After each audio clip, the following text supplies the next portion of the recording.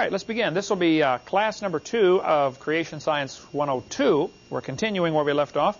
Last week we talked a little bit about the giant insects that are found. Who remembers a little bit from last week about the what's a problem that with giant insects today? What would be a problem why they couldn't survive? Who remembers? Yes, sir. Not enough atmospheric pressure. Not enough pressure. What does the pressure have to do with the size of an insect? They breathe through their skin. They breathe through their skin, right? And they just don't have enough skin compared to the size, the volume of their body. Okay, now we're going to talk about what happened in Glen Rose, Texas. If you go to Dallas and head over to Fort Worth and drop south, west, about 45 miles, you'll see the town of Glen Rose, Texas. It's yellow there on the map. Glen Rose, small town, about 2,000 or 3,000 people, I believe. The river that runs right through town is called the Paluxy River. Now, the Paluxy is the second to the fastest moving river in Texas. They gauge rivers by how far they drop per mile. If it runs 1 mile, how far does it drop? The Mississippi, for instance, in 1 mile drops 8 inches. 8 inches of drop for a mile of river. The Paluxy drops 17 feet per mile. So it's, I don't know what the fastest one is, but it's the second to the fastest moving river in Texas. The problem with this type of river is when you get a lot of rain in a hurry, you get flash floods. These kind of rivers flood easily, and the Paluxy floods very easily. And they're working on projects about putting dams every so often to prevent this flash flooding. But in 1908, there was a flash flood in Paluxy. They said the water was 27 feet above flood stage, and it went roaring through the area and just destroyed the bottom of the river. Now, I've been to the Paluxy. You've not been there yet, have you, Eric? You need to go there sometime. But been there 3 times. The whole area is layers of limestone, which is a rock a little softer than concrete, but, you know, roughly similar to concrete. Thick layers of limestone all over this area.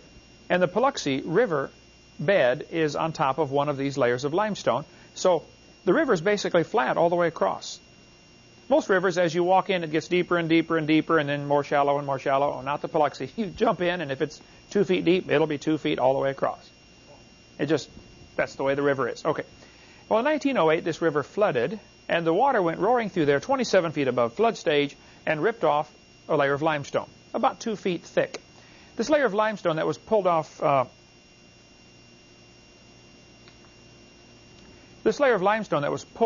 the bottom exposed another layer underneath. You can see there the people standing next to the exposed layer, just about a 2-foot drop in limestone there. The layer underneath contained thousands of dinosaur footprints. There were so many footprints there, they decided years later to make it a state park. But at first, in 1908, the local people, you know, it was kind of an oddity. Hey, come see the footprints here. And, you know, nobody knew much about it. They didn't care much about it. Outsiders in the rest of the world didn't know. In the early 30s, during the Depression, one of the work projects here in America to keep people working, to give them a job, they sent some people there to Paluxy River to chisel out large blocks of these footprints. The American Museum sent a group down there, headed by a guy named Roland T. Bird. Roland Bird was in charge of the project. They would sandbag the river, pump out the water, because it's generally, you know, only a foot deep or so. It's not a lot of water normally, except during rainy season. But if you go there in the summer, oftentimes it dries up completely. There's no water at all. But they sandbagged it, pumped the water out, found some sections of dinosaur tracks, and sawed them out. Now, they broke them up into hundreds and hundreds of pieces and numbered all the pieces, loaded these chunks onto a truck, took them to museums, and reassembled the pieces like a giant jigsaw puzzle. Took a long time to do this. Here's the guys, you can see them right behind this section of tracks they're about to chisel out. They reconstructed the tracks, you know, fixed all the seams that they had made, and put them in museums. Quite a few museums around America have sections of tracks, or at least a few tracks from the Paluxy River. One of the reasons for taking the tracks out of the river and putting them in a museum is Glen Rose is way out of the way. Not many folks go there. Okay? Better to have them in a museum where people can see them. Secondly, the river was going to continue to destroy these tracks. Erosion would ruin them eventually. And so this preserves them for people to see. Here's the famous photo of the little boy taking a bath in a dinosaur footprint. The Tommy Pendley photo, it's called. They said he was very reluctant when they said, would you like to take a bath? You know how little boys are about baths. But if Finally, they said, well, you get to wear your clothes and get in the footprint. Oh, okay. So he sat down and they took this photo of Tommy sitting in the dinosaur footprint. Roland Byrd went down there in 1930. He was the field explorer for the American Field Museum. He reported that there were 15 to 20-inch long, clearly defined human footprints. Now, they didn't make much, don't talk about this much anymore. Here's a copy of one of those footprints. Now, this one is pretty badly eroded, believe it or not. What you see are the little pock marks all over the footprint. Many of these footprints, when they were first discovered in the 1908 to 1930 era, they were so clear you could see what are called the dermal ridges. Your fingerprints have little raised areas of skin called the fingerprint. You have the same thing on your toes. Only they don't call them a fingerprint. It'd be a toe print or a dermal ridge. Some of these tracks were so clear you could actually see the dermal ridges on the foot. There was one trail of footprints across there. They called it the moccasin trail because it was so clear when it was originally exposed you could see the stitching where they sewed the moccasins together. Where they sewed the pieces of leather together to make their moccasins. Just extremely clear tracks.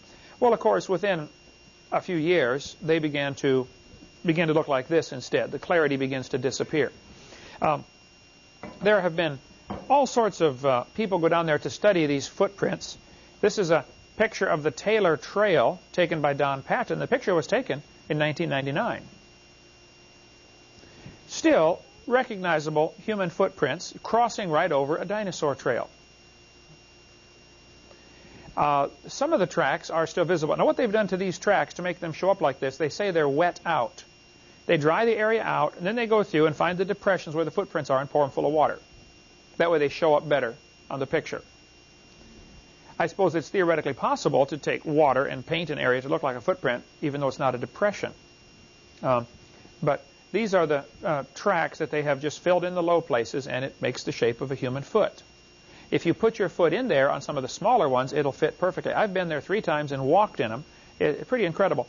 A guy who owned a lot of this property died, I'm going to say he probably died in 1990, I don't know, quite a while ago. His name was Emmett McFall. Emmett McFall owned a lot of the property where the river runs across. When I stopped there with my students from Texas, Longview, Texas, we took a bus over there to see these things. Emmett McFall gave us a tour around the riverbed and took us and showed us where the tracks are. And we walked in them. He's the one who sold me the toe bone that I have, the dinosaur toe bone. He had found some bones of dinosaurs. He had a whole bunch of strange stuff sitting on tables there that, visitors could come and look at and buy. A real friendly guy. He took us out in the bus and showed us all these things. Well, these footprints have taken a lot of flack even from some creationists. So I want to give you the story of the footprints tonight so that when you speak on this, people will be able to tell you. One of the times that I was there in Texas, a guy came to meet us when we went to the local store to get some Coke or something, and he said, my name is Cecil Daughtery. I heard you're here looking at the footprints. I said, Cecil Daughtery, are you the one that wrote this book? He said, yes, I am. Dr. Cecil Daughtery was a chiropractor who lived there for 17 years in Glen Rose. He spent all of his spare time out photographing footprints, human and dinosaur footprints together. Some of the best pictures that we have of this area, and the whole story is in this book, The Valley of the Giants by Dr. Cecil Daughtery. The footprints, he has a map here showing where the different man tracks are located. Now, the guy's a chiropractor. He knows a little bit about the human body and about stride, how far your steps should be, and about the shape of your foot, when you land on your heel, and what a footprint should look like. I mean, this was his study for years. And he studied these things very carefully and was convinced they are indeed obvious human footprints. Then John Morris from Institute for Creation Research, Henry Morris's son, John Morris, spent a lot of time there and wrote this book saying, yep, there are definitely human footprints there. I sat across the table from John Morris several years ago when I spoke at ICR, and I said, John, why did you withdraw your book? He no longer sells the book. He says, Brother Hovind, I've got a whole warehouse full of those books, and I'd love to be able to sell them. He said, but I just cannot in good conscience continue to support the footprint idea in Texas. There was a movie made called The Footprints in Stone by, I forget which group made that movie, but that movie went around the circuit for a while showing the dinosaur and human footprints together, and then they withdrew their movie off the market. So you'll get some people who will give you some flack and say, oh, the creationists don't support those human footprint ideas anymore.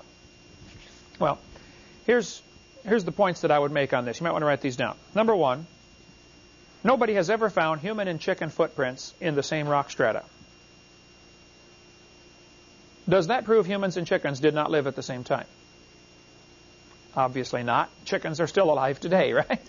So you don't need to find the footprints together, first of all. Number two, if a few dinosaurs are still alive, then you don't need to find their footprints together. Okay? So the whole idea is sort of a moot point. It doesn't matter in one sense whether there's footprints or not. I believe there are, and I'll get into my evidence for that. But we don't have to find their footprints together to prove they lived together. If we find dinosaurs on artwork, like we showed last week about the Ica stones, and we'll get into a lot more on that later about dinosaurs, I think the fact there's obvious evidence from many lines of reasoning that they lived together. We certainly have the Scripture which teaches us God made everything in 6 days. So the Bible would indicate very clearly that everything was made at the same time and man lived with dinosaurs. So I think the whole argument about the human footprints and dinosaur footprints, though it is still very legitimate, is unnecessary in one sense to prove our point. Okay. I asked John Morris why they withdrew their support. And he said, well, our best human footprint turned into a dinosaur track. Here's what happened.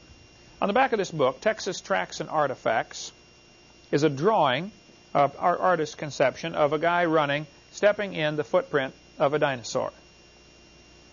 Now, if you ever walk through deep snow or walk through mud, the logical place to step is right where somebody else already stepped. You follow their footprints, okay? Some of the footprints were right on top of dinosaur footprints when they were found. A few others were found where the trails crossed, where the dinosaur track was on top of the human track, or on top of part of the human track. Now, what would that prove if the dinosaur track is on top of the human track? What does that prove? The dinosaur was there last, right? Sometimes the human track is on top of the dinosaur track. One of the best tracks was, about 8 inches deep in what they call the marl, the limestone. Squished down in there. You look down in there and you see this beautiful human footprints down in the mud. You can see the dermal ridges, everything. Over the years, it gradually begins to get, excuse me, over the years, it gradually begins to get worn out. Pretty soon it starts to get distorted where you can no longer see the clarity of it. And then gradually the toe distinction will disappear and you end up just with an oval-shaped depression. As this track eroded away, it turned into a dinosaur footprint, a 3-toed dinosaur. And the human track was right in the middle. Now it was a big oval-shaped depression. And they said, oh, that was never a human track. It was a dinosaur track all along, and the mud squeezed over the toes, and we just didn't see those outer toes. Because if you step in mud and lift your foot out, there's a chance some of the mud will, squeeze in and distort some of the track. And it was pretty deep into the mud. Well, the truth of the matter is, it was both all along. A human stepped on top after the dinosaur stepped there. Mud squeezed in, covered these outer toes.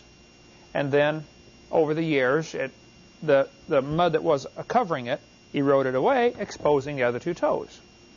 But because of that fact right there, that's one of the reasons that a few of the people, not all of the people, but a few of the people at ICR withdrew support of the human and dinosaur footprints together.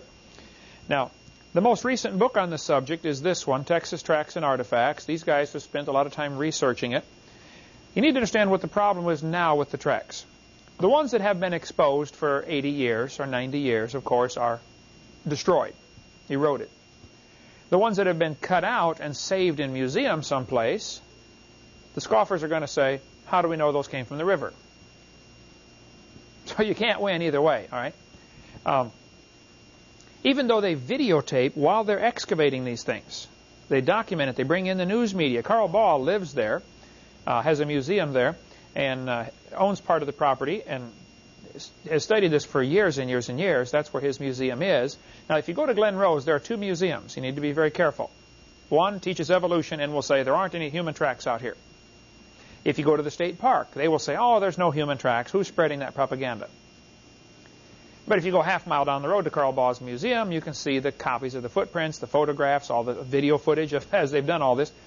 What they've done, since the tracks in the river get destroyed by the weather, they will, since they know where the trails are, they have them marked, where the different trails of human tracks are. You can see it in the different books. They go to the river to the edge of the river, chisel out some more rock. There's more footprints underneath. The trail continues under the rock. And they've been doing that for years, exposing more footprints. Dr. Baugh has done many digs down there, exposing more human footprints and more dinosaur footprints in this region. Well, finally they now have said you can't dig into the creek bank because creeks have rights. Oh, brother. Environmentalists, I give them a hard time. They'll say, trees have rights and creeks have rights. And I say, yep, and oxygen molecules have rights, and you ought to quit breathing. That's what I tell them. They don't know what to say to that. But the books on the subject, if you want to read a lot more, would be this one, The Valley of the Giants by Dr. Daugherty. I don't know if it's still in print. There's a phone number in the front cover if you want to try to get that. Texas Tracks and Artifacts we offer through our ministry here. It's the most recent update on the tracks, including lots of maps and interesting information about the human footprints. And this one is out of print. They still have a warehouse full of them. You might talk them into selling you one. I don't know. You could call ICR and say, can I buy that book tracking those incredible dinosaurs? I don't think they sell them or will sell them. Now, several people from ICR in recent months have gone to Texas and are looking at this situation again and saying, hey, to my knowledge, Dwayne Gish has always supported the idea. And Henry Morris, I believe, still supports the idea. There's a few folks there who do, a few folks there who don't. Doesn't matter to me. I've been there myself. I've seen it. Joe Taylor has a fascinating museum just out in Crosbyton, Texas, near Amarillo, West Texas. Joe Taylor has spent a long time studying the tracks there also. And you might want to get this book, Fossil Facts and Fantasies by Joe Taylor, where he goes, we offer this through our ministry also. That would be a good one for you to read. Eric. Okay. The tracks vary in size. Some are just normal human size, size 8, 10, 12. This one is a size 24, the one that I have a casting of.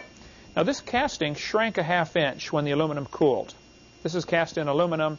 So we have made a high-density styrofoam copy of this, which we sell in our ministry here, if you'd like one to hang on the wall for a conversation starter. The high-density styrofoam one is exact same size and much lighter to carry around. This is a real nuisance to haul around in the suitcase, which I've done for years to put on display for the kids to step in. The biggest track they found, I believe, was 24 inches long. This was 17 inches. 24-inch track would be size 35 or something. I don't know. Pretty big. I understand there's some basketball player, Lanier or something like that has a size 31 shoe or 33 or something like that. Shaquille O'Neal is a 24 or size 22. Shaquille's is almost this big, not quite. I was at a church one time and there was a kid who had a size 18. He just almost filled it up. So there are people today with feet this big. The difference between this one and modern people today with feet that size, this one's wider. Well, anybody that goes barefoot all their life gets a wider foot. You wear shoes all your life, your foot stays a little narrower than it does if it can spread out, as you walk barefoot. So they've done a lot of excavations there in this region. They've even taken some footprints and sawed them across. You can see where they sawed this one across the toes and across the heel of the foot. And when they look at it endways, they see the mud has squeezed up between the toes.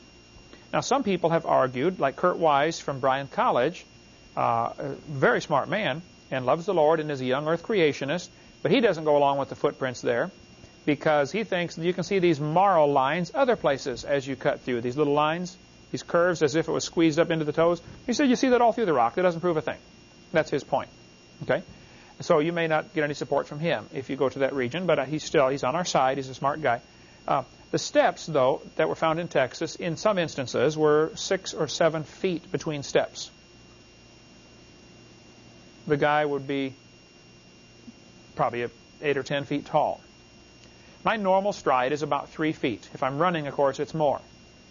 If a guy's 10 feet tall, his normal stride would probably be 6 feet without a problem. Here's Dr. Baugh, a picture with him showing dinosaur and human tracks together, just a few inches away from each other. I was preaching in Arizona. The associate pastor of the church came to me and said, Brother Hovind, I grew up in Glen Rose. And he told me a story. I said, Brother, I want you to put this in writing because people don't believe me. I've got to document everything I say. You know, the scoffers will strain at a gnat in something the creationists say, and then they swallow the camel like believing we're related to a rock, 4.5 billion years ago. I don't know how they can do that. But here's what this guy said. His name is David Smith, associate pastor, First Southern Baptist Church in Cottonwood, Arizona. There's phone number and address and all that stuff right there. He said, Mr. Hovind, I grew up in Glen Rose. He said, I went on an excavation with Dr. Carl Baugh, who lives there. We followed the footsteps of a man which were beside a dinosaur's footprints. It was as if the man were walking with the dinosaur. Nova was there to film the dig. There was also an evolutionist there who had been arguing with Dr. Baugh the entire time. Nova didn't film much of the tracks or our dig, but they did interview this evolutionist. Now, Nova, in case you don't know, is a science program. I come on TV once in a while. They show Nova. It means a star that explodes is called a nova. If a big star explodes, they call it a supernova. So it just means an exploding star. In Spanish, nova means won't go, will not move. So the Chevy Nova that sold up here in America, when they took it to Mexico to try to sell it, they had a very hard time selling the car. Would you like to buy a no-go? Oh, I don't think so. Had to put a new name on it or something down there. But, okay, Nova is a TV program that does stuff on science. Nova came to film the interview with this evolutionist and Dr. Baugh and supposed to film the tracks, report on it. He said he told them he had not seen anything there to disprove evolution. What he didn't tell the camera was that he had refused to even turn around and look at the tracks we had been working on. This associate pastor told me, he said, Brother Hovind, we would dig out the tracks, we would tap this guy in the shoulder and say, sir, look at this. He would say, I don't want to see it. There can't be human tracks here. He wouldn't even look at it. So then he told the camera, I've not seen anything here to disprove evolution. Well, of course not. You wouldn't turn around and look at it. See, in some people's minds, their theory is so important. Any evidence against it, they can't tolerate that thought. It's called in the theory of cognitive dissonance. You run into this when you deal with any of the cults. When you start to prove what they believe is wrong, their brain just rejects it. Can't be true. Of course, I've been taught this all my life. It has to be true. And we all are probably guilty of that, and you have to constantly guard against that. Okay, this guy continues. He said, this man stood with his back to the dig and the tracks while making these statements. Nova knew this man had not looked at the tracks, but they did not report that. Nor did they give Dr. Baugh equal airtime to respond. This is not education. This is indoctrination, and this is the stuff we face all the time. Eric, you get into the debates and you say, these guys are indoctrinated. They're not interested in being educated. They just want to be told what to believe. Okay. One guy said, there must have been a dinosaur then that had feet like a human, if there are human tracks here. That was his reasoning. The petrified hammer that Dr. Baugh has in the museum is pretty fascinating. Battelle Laboratories analyzed it. This was found in 1934 in London, Texas. So it's not in Glen Rose, but it's in the same rock layer that runs through Glen Rose, Texas. This London artifact, they call it, found in 1934. They had already dated the seashells around this hammer at 400 million years old. Part of the handle had turned to coal, and part was petrified. Battelle Laboratories said it was 96.6% iron, 0.26, I can't read, pardon me? 2.6% chlorine and 0.74% sulfur. Well, now, my understanding is that their analysis of the hammer revealed there's no carbon, and to make stainless steel, you have to have carbon. And the story that I understand is that they were telling Dr. Baugh that you cannot produce this alloy, you can't get these things to combine, unless you do it under a much stronger electromagnetic field. Well, today, our magnetic field around the Earth is pretty weak. Your compass still points north, but your body can't tell which way is north. Bees can, and birds can. They can tell which way is north. They just feel it because of the magnetic field. Built-in compass. Probably, at the time of the original creation, the magnetic field was about 20 times stronger. We assume that based upon the 300-year study that's been done. In the last 300 years, we've seen the magnetic field of the Earth decline. There's been a 6% decline in 150 years. So that little 6% decline could fit all sorts of curves. You know, I'm not sure, nobody's sure which curve it is, but given the best of circumstances, the magnetic field of the Earth was probably about 20 times stronger. A stronger magnetic field would prevent any meteors from getting in, or most meteors. It would also prevent a lot of radiation from getting in. Everything is focused around the poles. And you could actually feel which way is north, which means you could not get disoriented. You ever been lost? You don't know where you are. Which way do I go? It probably could not happen. See, God thought of everything. When He created the world, He thought of everything. And I suspect after the flood was over, when Noah and his boys got off the ark and they saw this world was destroyed, there probably some bitterness crept in. Like, man, now this is awful. We got to live in this junkyard for the rest of our life. And some people think that's why Noah's son, Ham, became wicked, went bad. And why within a few generations the whole civilization had gone bad again. Just bitterness against God taking away their beautiful world. And sometimes God takes away things from us. Look at Job. God took away everything. Job said, God, if you slay me, I'm still going to serve you. And it's hard to get that attitude, but that's what you got to have, God, you're taking this away from me. Oh, well, I'm going to serve you anyway. When we lost our first 3 kids, it was like, God, why? Hey, He's God. Doesn't matter. You don't ever need to find out why. You don't ever have to find out. You just keep loving Him and keep serving Him, okay? He can handle things. Okay, some people have argued they did not learn how to make brass and iron and things like this until just really modern times. You got to understand, God made Adam in His image. God probably showed Adam how to do lots of different things. I mean, there's probably 100 years before Adam sinned. Not only was Adam pre-programmed, of course, fully loaded computer, he spent time walking and talking with God.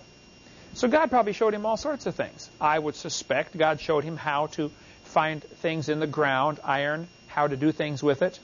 Here's how you build a fire to smelt this down, and if you add this, it'll increase the heat, and you only got to get to 2,600 degrees, and the iron melts. And I don't know what all God showed him. We'll find out when we get to heaven. But this knowledge of how to work with metals was right there in the first few generations. Tubal-Cain was an artificer in brass and iron. He made things out of these metals, so they had to dig these out of the ground, we would assume, unless the pre-flood world was very different in that, crystals and minerals and things were right on top of the ground in large quantities, and this was all destroyed and reburied in the flood, so now we have to dig for it. I don't know what it was like back then, but certainly they had iron before the flood. And many interesting artifacts are found buried in the ground. For instance, this bell was found in a lump of coal. If you go through West Virginia, Eric, be sure to stop. You called and didn't get to go there. Okay, it'd be neat to get a picture of you holding this thing, okay? This was sent to ICR, and they kept it for a long time to analyze it. They sliced out one of the little bumps in the handle. They figured they could sacrifice one bump, put it back together, and use that bump to, you got to grind it up to analyze it. So that's how they took a sample out. It actually was, if I understand, when it was originally found, the handle had one extra bump in it. But they cut out a piece and had it analyzed to find out what it is. You can call Newt Anderson, 304-842-5556, and talk to him about it. He's the guy who found it. He was about 10 years old when he found this thing in West Virginia. He was breaking open a lump of coal to put in the fire or something, and there was this bell inside. He showed it to his dad or somebody, and you could see where the impression of the bell was in both pieces of coal. The coal had formed around it, obviously. I don't think they saved the coal halves that it came out of, but they saved the bell. And here's his address. You can write to him or call him and get all the information you want about it. Textbooks tell the kids that coal formed 250 million years ago. One of the layers of rock in the geologic column is called the Carboniferous era.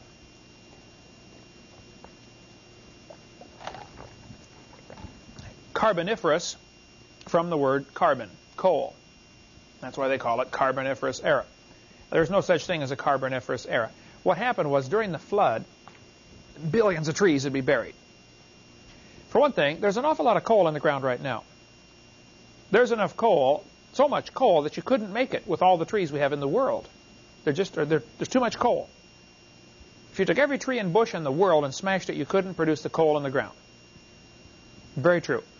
And so therefore, skeptics say, see, this proves it took millions of years to do this. No, this proves there were more trees before the flood came. Not only more trees, but bigger trees. Okay. So this flood buried all sorts of things. We find the bell found in coal. In 1891 in Morrisonville, Illinois, Mrs. Culp found a lump of coal, broke it open, and there was a gold chain attached to both halves. About 10 inches long, a little gold chain. The last I heard, Bob Jones University has the chain and the coal. I've tried to trace it down. I called Michael Cremo, who's written the book, The Hidden History of the Human Race. Now, he's a Hindu, and he has a great book, though, on Hidden History of the Human Race, showing human artifacts found where they shouldn't be. They call it OOPArt, out-of-place artifacts. That'd be a good one. Write that down for the quiz. What is OOPArt? O-O-P, out-of-place artifacts, A-R-T. An artifact is something made by man. So an OOPArt is an out-of-place artifact.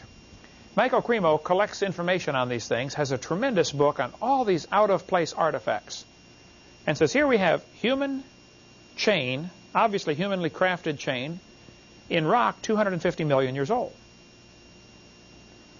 So he says, therefore, this proves man was here 250 million years ago. No, Michael, this proves the rock's not 250 million years old. A lot of these guys do this great research on this type of thing and come to the wrong conclusion. See, they're stuck with the idea that evolution is true. They're stuck with the idea the geologic column is true. Now, how do we fit this OOPArt into this theory? And that's where the whole problem comes in. I called all the culps I could find in Illinois. I spent a fortune on the phone when I was up there, calling culps, trying to trace down what happened to it. The last we could find from the Morrisonville Times, and everybody I called, was 1959. Some guy had it, this lump of this chain, in his house as a oddball souvenir, and I hadn't found it since then until the rumor I just got a few months ago was that Bob Jones University has it. So I need to call, find out. You can put that on your list, Becky, to call Bob Jones and see if they have the chain found in Illinois. Carl Baugh has this iron pot. He bought it for a fortune off the people who found it. 1912, iron pot was found inside a lump of coal in Oklahoma. This is a smelting pot for melting, probably small quantities of gold or something to heat it up to get rid of the impurities, as would be the theory. He's making replicas of this to sell. If somebody would like a replica of the iron pot, we're going to get one for our little museum here. But this thing was found in Massachusetts. It's supposed to be over 600 million year old rock. Intricately carved. Let's see, Brother Pratsuk, you do inlaid wood, small pieces of wood put together. This is all metal. Zinc and silver, all put together. Very beautiful. They were blasting a piece of rock, and this thing came flying out. Now, they'd already decided the rock is 600 million years old. So you find a obviously human artifact. You come to two conclusions. Either aliens came here 600 million years ago and left it behind, or humans were here 600 million years ago. They don't seem to realize the obvious, hey, maybe your whole geologic column is baloney. It didn't happen, didn't exist. I'll be tomorrow in Idaho, in Nampa, Idaho. I'm preaching in one of the suburbs there. It's a suburb of Boise. Back in 1889, they were drilling a well. When I was up there, a year ago, I guess, in Boise, I went to the museum where this little doll is, and I read the whole story. They're drilling. When they drill down, I don't know, Eric, if you remember when they drilled our well here for water, as they drill, they're pushing water down, and the sand piles up around the outside. They call that the tailings. As the sand comes up, they run it off into a little box to collect it, to let the water settle out so they can reuse the water to pump it through as they're drilling to keep the drill bit lubricated. Well, they were drilling in rock 320 feet down. They said this rock is 12 million years old, and this two broken pieces of a little doll came out. So, of course, Michael Cremo's solution is, well, this proves man was here 320 million years ago. No, this proves the doll, the whole geologic column doesn't exist. All of that was done in that one big flood. An obvious human artifact found in 320-million-year-old rock, they say. No, it's just from the flood this was formed. A couple more thoughts and we'll take a break. This is from Creation Magazine, March of 94, showing what appears to be a battery from Iraq from 2,000 years ago. Everybody thinks, you know, we just invented electricity in the last, or discovered electricity in the last few hundred years.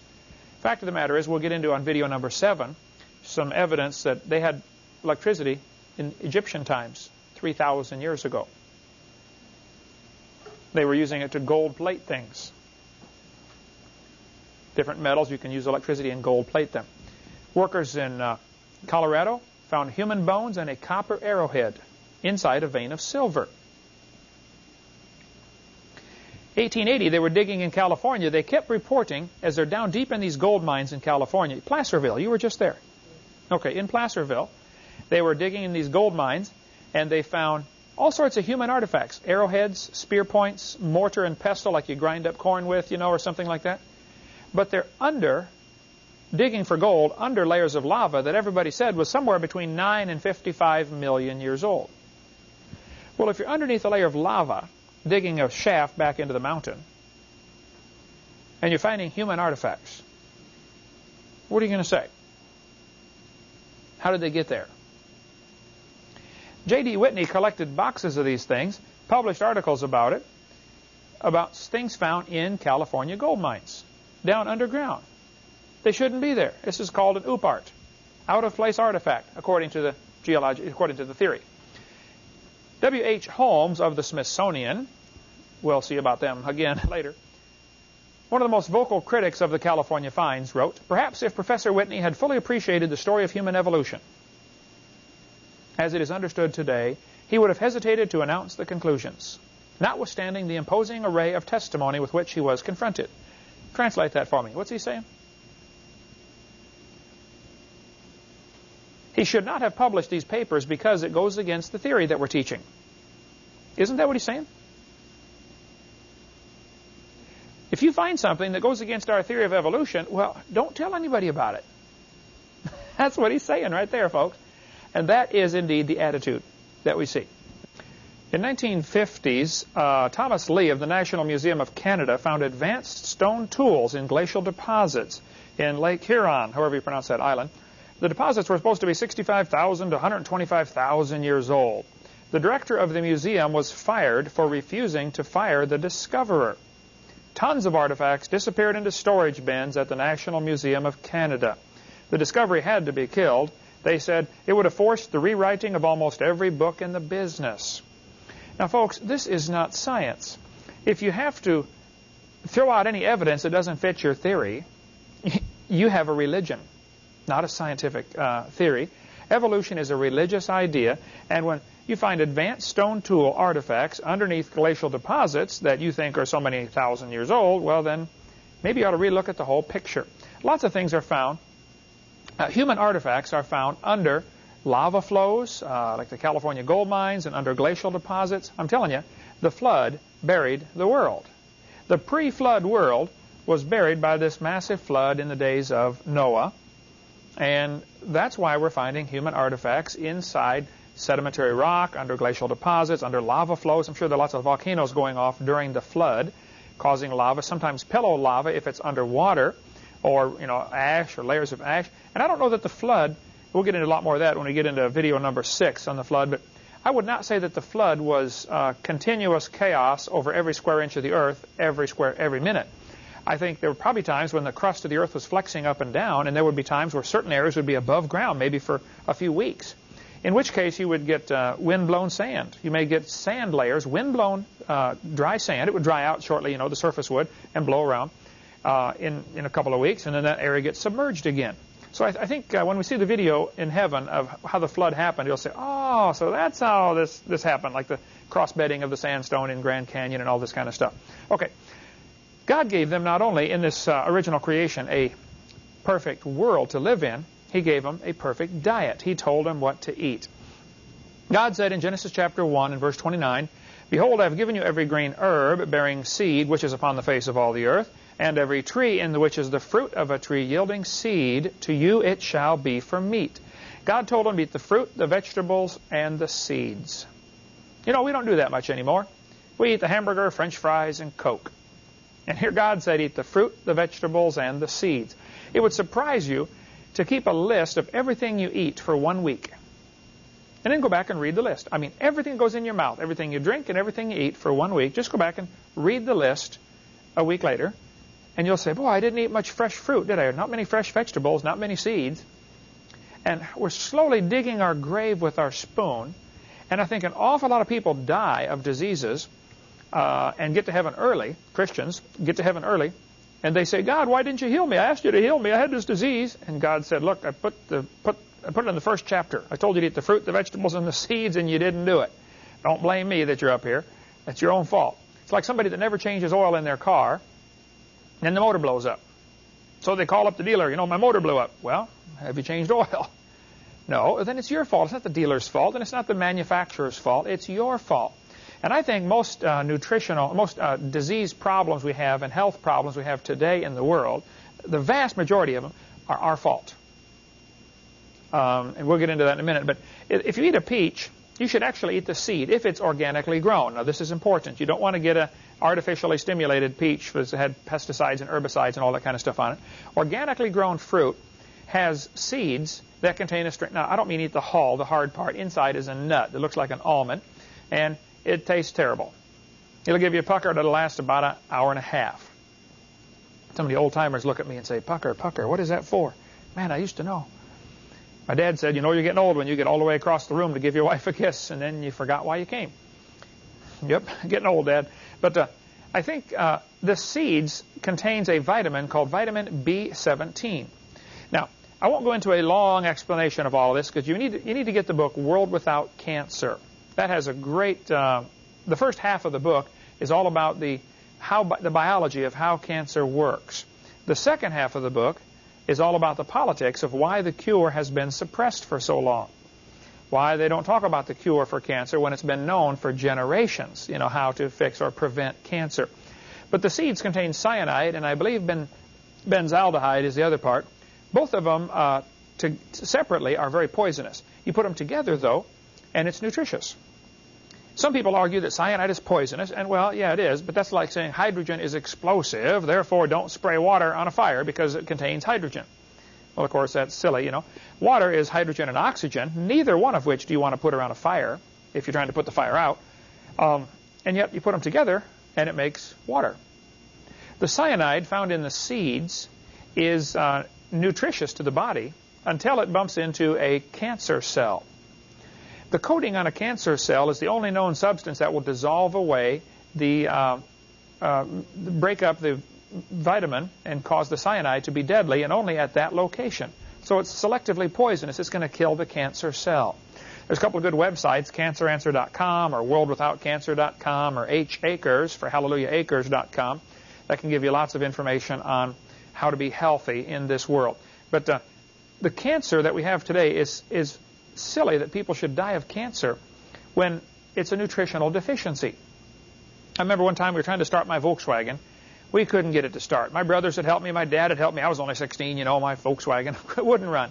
We put in new points, new plugs, new distributor cap, new rotor cap. We adjusted the valves. We set the timing and everything we could think of, and it just wouldn't run. We pushed it, and it would sputter and then die. It would just start to run and then die. Finally, after about 2 hours of working on this dumb car, one of my brothers said, look, I know you said there's gas in the tank, but I'm going to check. And he opened up the gas tank, and sure enough, it was out of gas. So I think an awful lot of our medical attention these days is misdirected. We're looking for the virus or the bacteria or something that's causing this disease when it's a lack of something that's causing the disease. It's not the virus or the bacteria. It's the lack of a certain nutrient or vitamin. There's a tribe of folks in northern Pakistan called the Hunzas. Right there on the map you can see Hunza. Hunza is up in the Himalaya Mountains. Some people pronounce it Himalaya Mountains, but it's up in the northern part of this country of Pakistan. There's a Hunza tribe right there. My understanding of this, and people argue about this story, let me just tell you the story, and then, you know, people argue that it's true or not, but I understand when the Hunza tribe was first discovered, about 200 years ago or so, by outsiders at least, the average age was 160. People in Hunza lived to be 160 on the average. As they had more and more contact with the outside world, it dropped down, and today the average age in Hunza is 90. Well, it's still not bad. Living to be 90 is not bad when you consider the average age in America is about 75, and the average age of medical doctors in America is 58. You might want to stop and think about that, So the Hunza leaders average about 90 years of age, and they never get cancer. And their favorite food to eat is apricot seeds. Well, it just so happens that the apricot seed has more of this vitamin B17, or they're called nitrilicides. Now, certain grasses have this also. You see dogs or cats get sick and go out and eat grass. It contains this vitamin B17, or nitrilicides, or some people call it amygdalin, other people call it laetril, all talking about the same thing. The apricot seed, as far as I understand this, is the highest concentrate of B17 found in nature. And in Hunza, they measure their wealth based upon how many apricot trees they have. It's not how much money do you have, it's how many apricot trees have you got. And so the stories I have read about this say that the Hunzas, after a tree first starts producing fruit, they will break open one of the apricots, take out the seed, and taste it. And if it doesn't taste a certain way, they cut the tree down and plant another one. They know the tree is no good. So it's a big science over there with them, at least. The importance, that's their cash crop, their money. And they never get cancer. Now, if you look at the chart here, people who take nutritional therapy have a much higher survival rate than those who take conventional therapy with cutting and burning and radiation and all that kind of stuff. There are survivors, of course, from both groups, but you have a higher chance of survival with nutritional therapy if you treat it using nutrients, what God has created for the world. For years, the sailors used to die of a dreaded disease called scurvy. The British Navy lost 1 million sailors to scurvy. Scurvy is horrible. You can see what it does to your skeleton. It deforms everything. Sailors were dying of scurvy. Go to the hospital. And doctors certainly have their place, and there are some awful good godly men. But I'm convinced they have kind of a wrong philosophy because they're trained with an evolution underlying thinking that says you treat diseases by adding more chemicals because we're just made from chemicals anyway. If doctors were trained from a biblical perspective that says, God designed the body and God gave us foods and vitamins and minerals to meet our needs, then they would have a nutrition philosophy. See, all sorts of diseases are actually nutritional deficiencies. For instance, if you have warts, you're probably low in zinc. If you get hangnails easily, you're probably low in vitamin C. Or if your gums bleed, or if you get cramps in your muscles, you're probably low in vitamin C. If you get arthritis or sinus trouble, you're probably low in a bunch of minerals that most of them are found in alfalfa. Just start taking alfalfa, and a lot of those symptoms will disappear. Now, if you have a sinus headache, you can take, Sinutab or something to kill the pain, but you didn't fix the problem. Didn't fix it at all. The problem is here in America, at least, we want the cure right now. I got a headache, I want it gone in 15 minutes or less, as opposed to looking for the long-term solution. We want the quick fix, and eventually that's going to kill you. There's another philosophy called creation, which says God designed your body, and you meet the needs with nutrients. It's nutrition therapy, nutrition theory. You eat the herbs, the vitamins, and the minerals. Okay, let's hurry. There are two philosophies of government also based upon creation and evolution. See, if evolution is true, then there's no creator. So laws come from man's opinion. We get a bunch of folks together, and we are going to vote on what's right and wrong.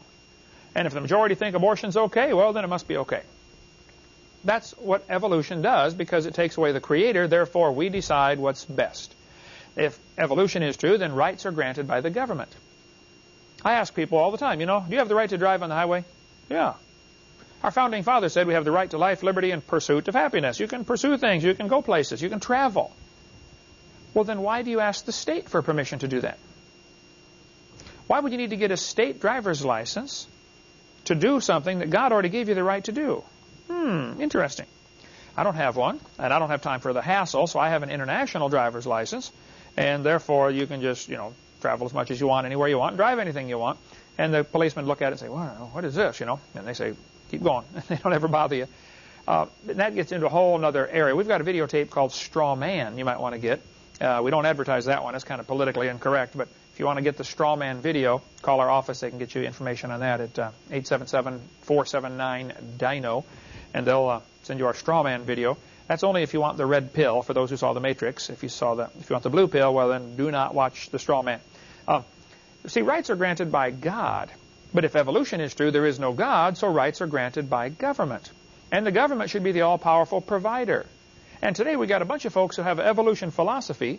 When they have a problem, they look to government for the solution. You know, the government ought to take care of those poor people over there. The government ought to take care of this, and the government ought to do this. And, well, now, wait a minute. We're supposed to be individually accountable. When they were having the big deal on TV and on the news years ago about Hillary's health care plan. She wanted universal health coverage, you know, and they showed these sick people. They don't have any insurance. Oh, we ought to take care of them. Hold on a minute. I understand. People need to be taken care of. However, whose job is it? It's the church's job in cases like that, not the government's job. For one thing, 70 to 80% of all medical expenses in America are from problems that are self-induced. I mean, they take drugs, they overeat, they don't take care of themselves, they don't watch their diet, they smoke cigarettes, and it causes them enormous health problems. And about 70 to 80% of all of our expenses in America are from self-induced problems. Well, they were on the radio discussing this, you know, Hillary's health care plan years ago. And I called in, I said, you know, I forgot to change oil in my car, and the motor blew up. I'd like everybody to help me buy a new motor. And they said, well, if you forgot to change oil in your car, that's your problem. I said, yes, and don't you see it's exactly what you're doing here with health care? If you forget to take your vitamins and you eat junk food all your life and you smoke and you drink and you take drugs and you cuss and you run around with women and wild women and you get diseases, you want me to help pay for your health? I think you created the problem, then you ought to fix it.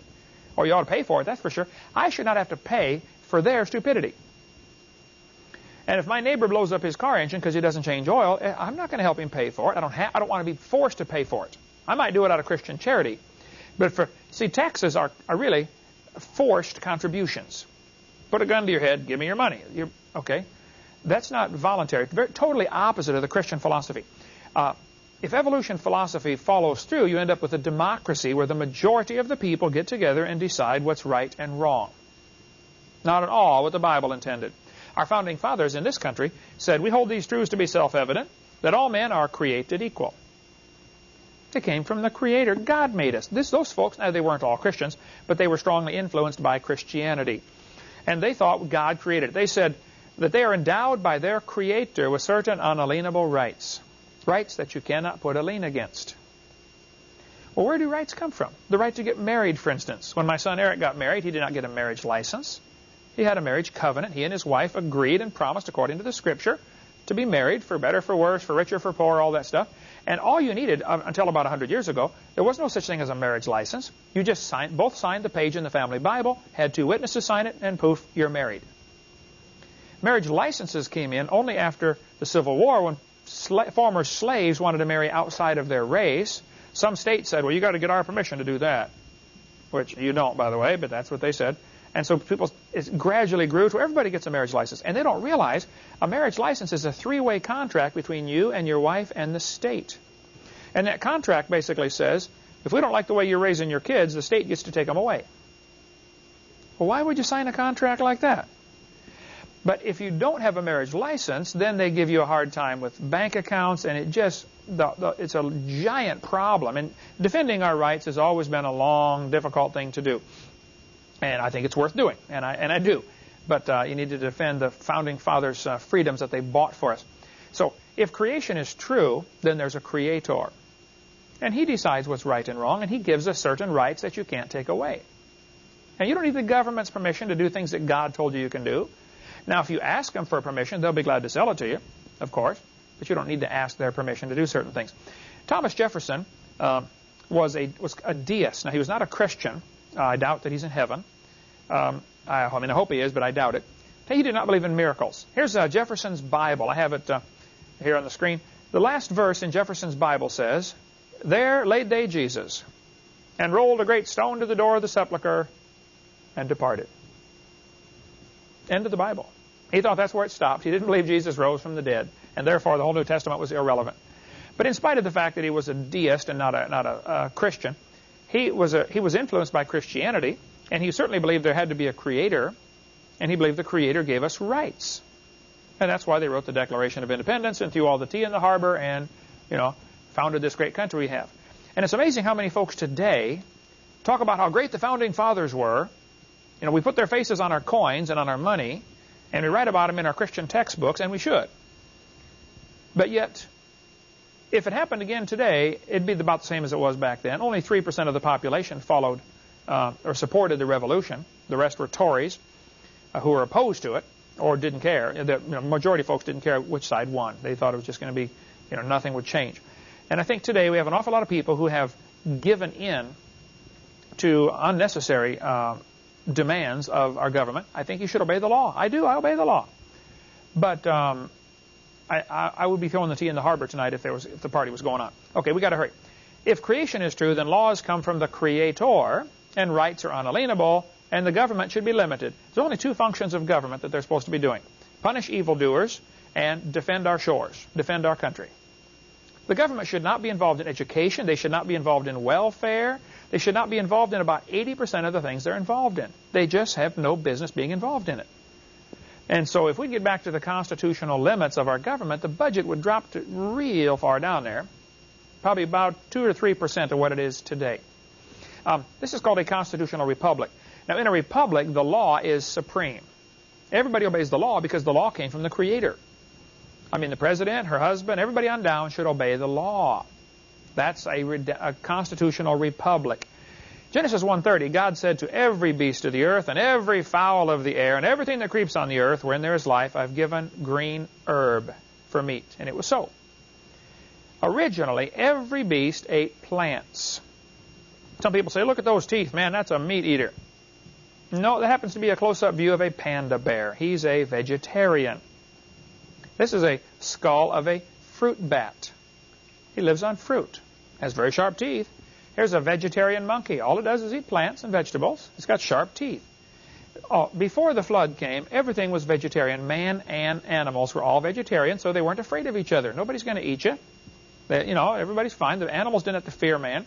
After the flood was over, in Genesis chapter 9, God said to Noah and the boys, go have a bunch of kids. And boy, they did too. He said, and the fear of you and the dread of you shall be upon every beast of the earth. The first change after the flood, animals became afraid of man. The second change after the flood, God said, every moving thing that liveth shall be meat for you.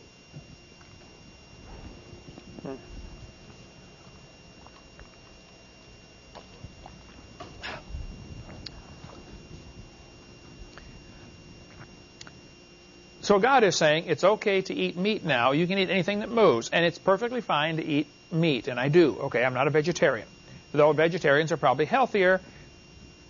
Pork chops and bacon taste awful good, so I eat them once in a while. Paul said in Romans chapter 8, he said, for I reckon, by the way, that proves he's a southerner. He said, I reckon that the sufferings of this present time, is there suffering in the world today? Tons of it, right?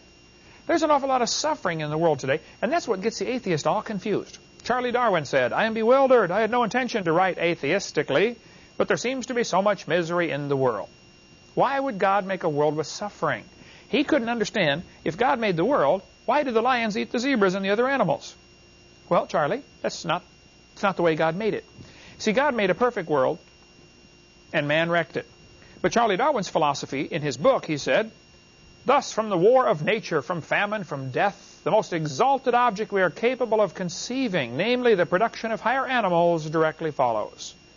He thought the way to get ahead, for things to get better, is for there to be struggle, suffering, death, misfits. This is Adolf Hitler's philosophy, folks, to a T. Hitler certainly believed that and practiced it. See, God made a perfect world. Animals were all friendly. The lions and the lamb would lay down together. And man destroyed that because of his sin. By one man, the Bible says, death came into the world. Sin came into the world, and death by sin. The Bible says in 1 Corinthians, by man came death.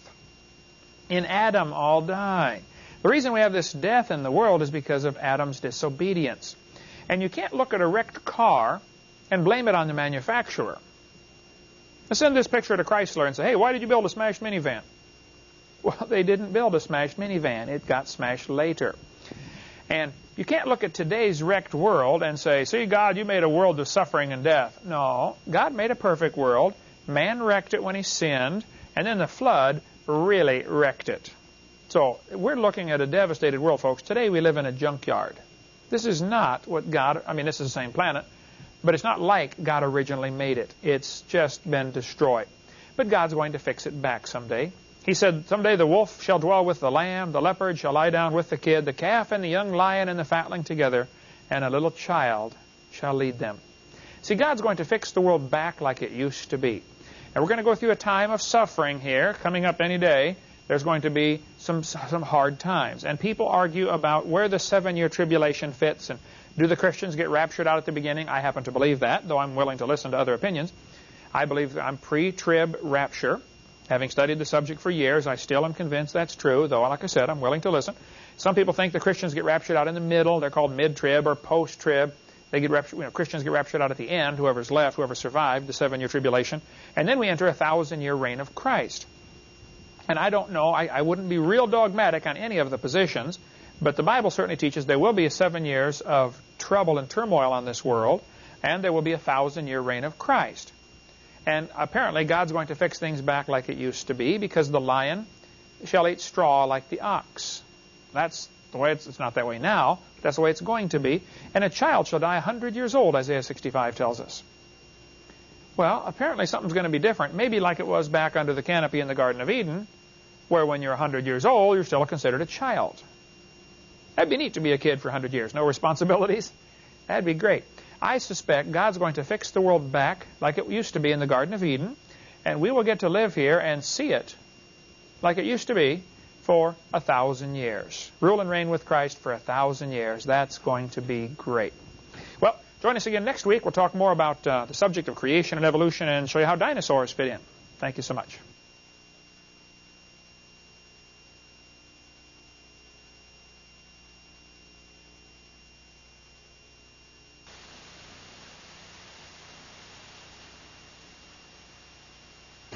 Okay, well, let's see. We're going to start another class, and we're finally up to seminar part 3 after, 14 weeks of getting through the first 2 parts. We're going to talk about dinosaurs and how they fit into the Bible.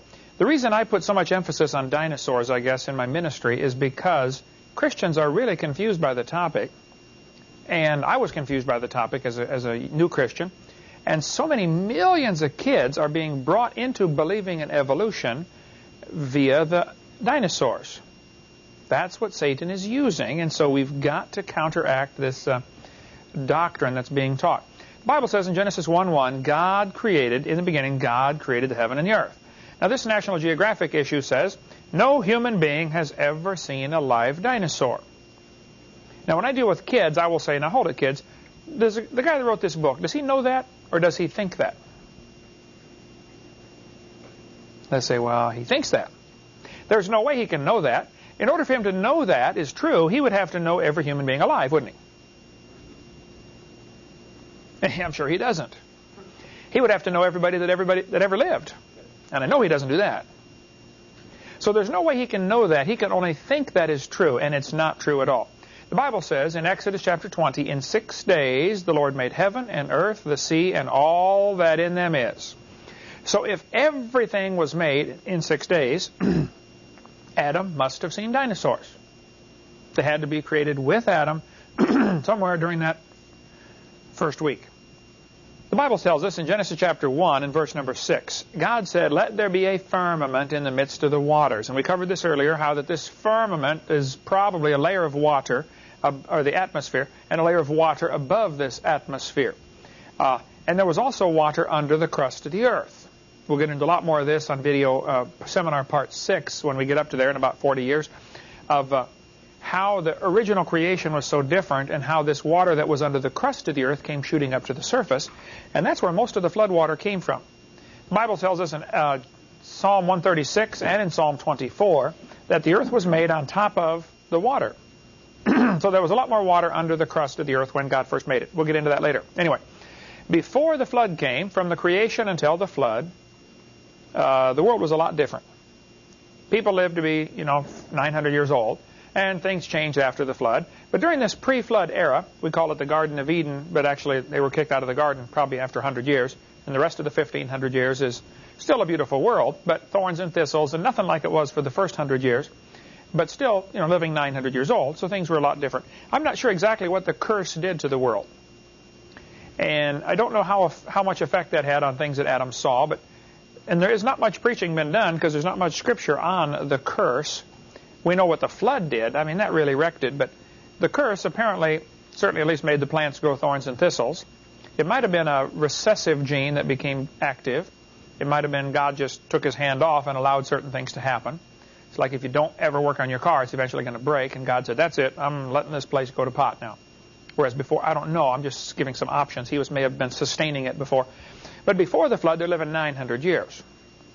After the flood, it dropped off to 400, then 200, and then 100. And today, not many make it to 100. So it was a lot different back then. Now, reptiles during this time grew to be huge. See, reptiles never stop growing. At the end of your bones, there are certain kinds of cells that continually grow until you reach a certain age, and then they stop. That's why if you break your arm or your leg, if you break a bone when you're a child and you break it right across near the joint, there's a good chance you may have an arm shorter than the other or a leg shorter than the other because you mess up those cells that's where the growth takes place, and it's only at the end of the bone. Reptiles don't have that. They grow all their life. They never stop. People stop growing, at least vertically, when they're 16 or 18. I've seen them grow horizontally after that for a long time. But reptiles simply never stop growing. Eric, remember when we went to the alligator gardens, or what was that called, alligator farm in Orlando? We asked the guy, how big do these alligators get? He said, well, we raise them under close to ideal conditions here. All of the ones in the pond are the same size, so there's no competition. There isn't a big one to eat the little ones. In this pond, it's all 1-year-olds. In this pond, it's all 2-year-olds. And he said we give them all the food they can handle, so they don't have to fight for it. And we get them from egg in 1 year, to 5 feet long. After 2 years, they're 7 feet long. After 3 years, they're about 8 feet long or something. They never stop growing, but the growth rate declines. Assuming this to be true before the flood, there's no reason it wouldn't be, the reptiles would grow to be huge. Dinosaurs were just big lizards in the Garden of Eden. So the obvious question comes up, do you think Noah took dinosaurs on the ark? Well, sure. People say, dinosaurs on the ark, they're kind of big, aren't they? Ferocious, meat-eating T-Rex? Well, he wasn't a meat eater till